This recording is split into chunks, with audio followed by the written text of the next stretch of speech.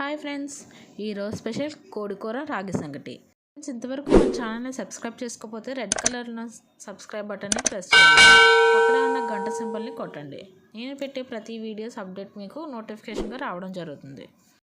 ముందుగా కోడి మాంసాన్ని శుభ్రంగా కడుక్కోవాలి. తర్వాత మసాలా పేస్ట్కి కావాల్సిన ఇంగ్రీడియంట్స్: హోల్ గరం మసాలా, వెల్లుల్లి, అల్లం, ఎండు కొబ్బరి, ఒక ఆనియన్, 1 టమాటా మిక్సీ జార్లో వేసి పేస్ట్ చేసుకోవాలి.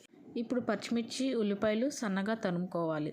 స్టవ్ మీద ప్యాన్ పెట్టి తగినంత ఆయిల్ వేసుకొని పచ్చిమిర్చి, ఉల్లిపాయ, 1 స్పూన్ సాల్ట్ వేసి బాగా ఎర్రగా వేయించుకోవాలి. ఇప్పుడు కడిగి ఉంచిన కోడి మాంసాన్ని ప్యాన్లో వేసి లో ఫ్లేమ్లో 10 నిమిషాలు మూత పెట్టి మగ్గనివ్వాలి. ఇప్పుడు గ్రైండ్ చేసి ఉంచుకున్న మసాలా పేస్ట్ని ప్యాన్లో వేసి పచ్చివాసన పోయే వరకు వేపి 2 స్పూన్ల కారం వేసి తగినంత నీళ్లు వేసి మూత పెట్టి లో ఫ్లేమ్లో 10 నిమిషాలు వదిలేయాలి. కోడికూర అయ్యేలోపు రాగి మిక్స్ కలుపుకుందాం. 2 కప్పుల రాగి పిండిని ఉండలు లేకుండా కలిపి పక్కన పెట్టుకోవాలి. కోడికూర తయారైపోయింది, పక్కన పెట్టేసుకుందాం.